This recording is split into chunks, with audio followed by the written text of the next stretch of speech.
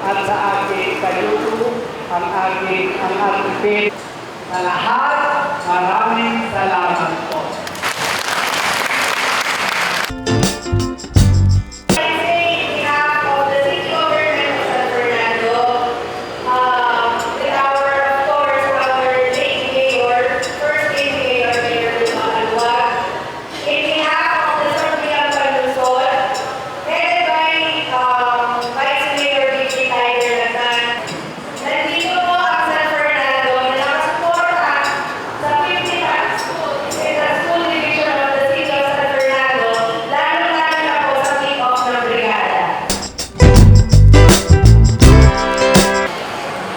Sanfernando ka, kaya ka.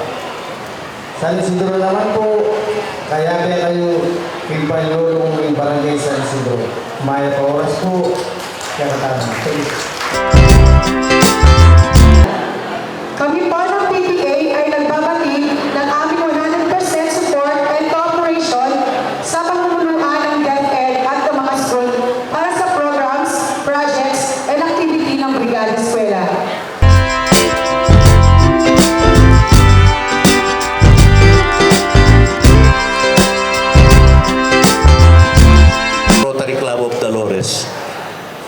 At di kami po bilang support kay management na ng DepEd kaya sa Isidro, patuloy lang pong panigaralan mi nung nanularit ang bagay-bagay proyektong pwedeng makasahop kay eskwela po karing estudyante.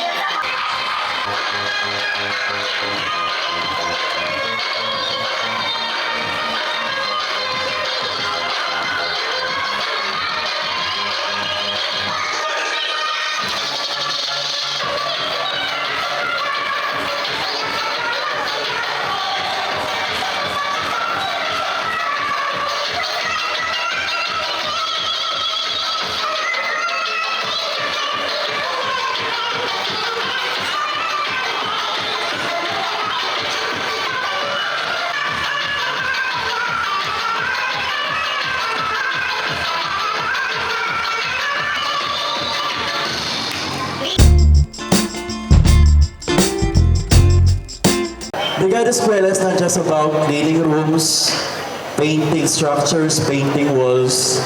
So moreover, we are creating a positive learning environment to our students. And more so, we are building a strong foundation for our students. So again, thank you for inviting us po to deliver our message of support and have a good day.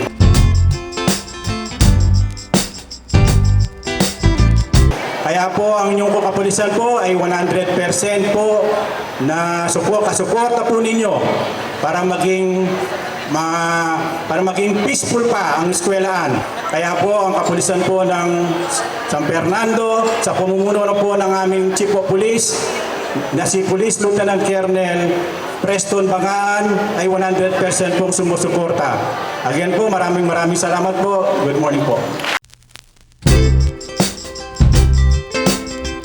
Thank you very much. And by the authority vested upon me as the Schools Division Superintendent of DepEd, City of Sanfernando, I now officially announce the opening of the 2023 Brigada Eskwela.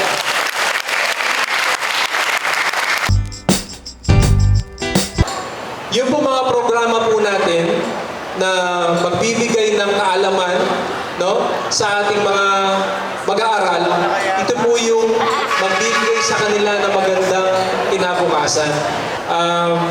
Ito po ay naging makatotohanan dahil po sa inyong participation.